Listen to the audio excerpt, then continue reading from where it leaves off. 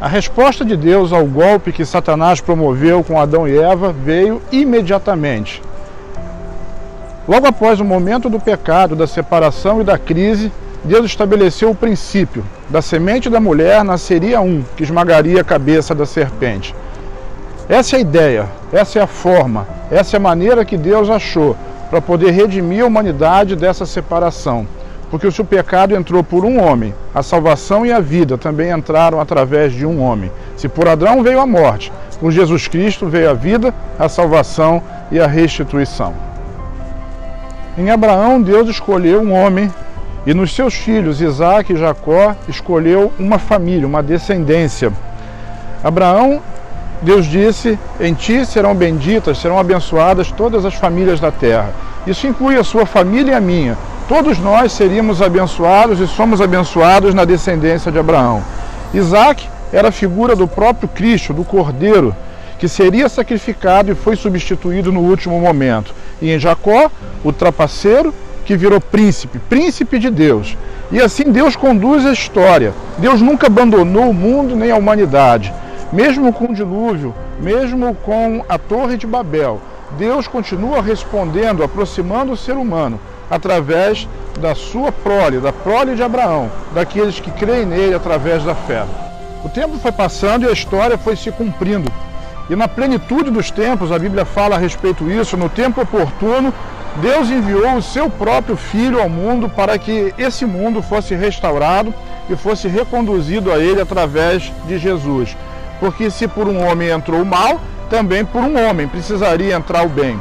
Só um homem, nas condições do Filho de Deus, poderiam tirar esse poder e essa autoridade na mão do inimigo e recolocá-las na mão do próprio ser humano. Jesus mesmo fala a respeito de si próprio no seu ministério. Ele diz assim: porque o Filho do Homem veio buscar e salvar aquilo que se havia perdido. Em uma das pregações mais maravilhosas de Jesus, ele aborda a grande razão de Deus em mexer, em mover em favor do ser humano. Em João 3,16 ele diz: porque Deus amou o mundo de tal maneira que deu seu Filho unigênito, para que todo aquele que nele crê não pereça, mas tenha vida eterna. O motivo de Deus sempre foi o amor. O amor de Deus é o motivo para o qual Jesus veio buscar esse pecador, esse ser humano, essa humanidade perdida. E em santo amor, Jesus faz a sua obra, restaurando, resgatando. E na cruz, ele paga o preço da exigência, a exigência do mal, a exigência de Satanás e da própria justiça de Deus. E ali, com o seu sangue derramado, ele faz o link que liga o ser humano caído ao Deus Redentor. Em Jesus nós temos a resposta para uma humanidade caída. Deus não está interessado no poder humano, nem na autoridade humana, no governo necessariamente das nações. Ele está interessado no coração do homem.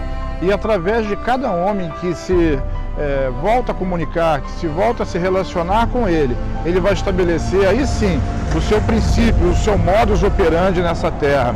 A Bíblia diz que pela graça sois salvos por meio da fé, e isso não vem de vós, isso é um dom de Deus. O presente de Deus para cada ser humano é a possibilidade de, independente daquilo que ele faz ou pensa, ele ter a oportunidade de se voltar para o seu Criador.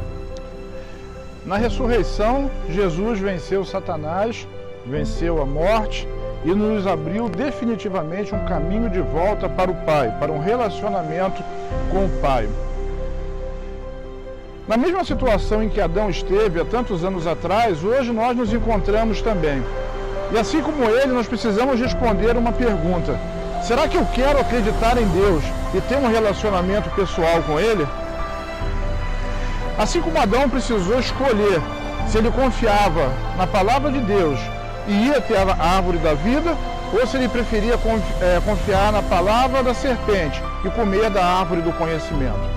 Ou você se baseia no seu conhecimento e no conhecimento que lhe é passado, ou você se baseia pela fé e come dessa fruta que se chama Jesus Cristo, a árvore da vida, que te conduz à vida, que te leva de volta para Deus. Essa é a solução da humanidade.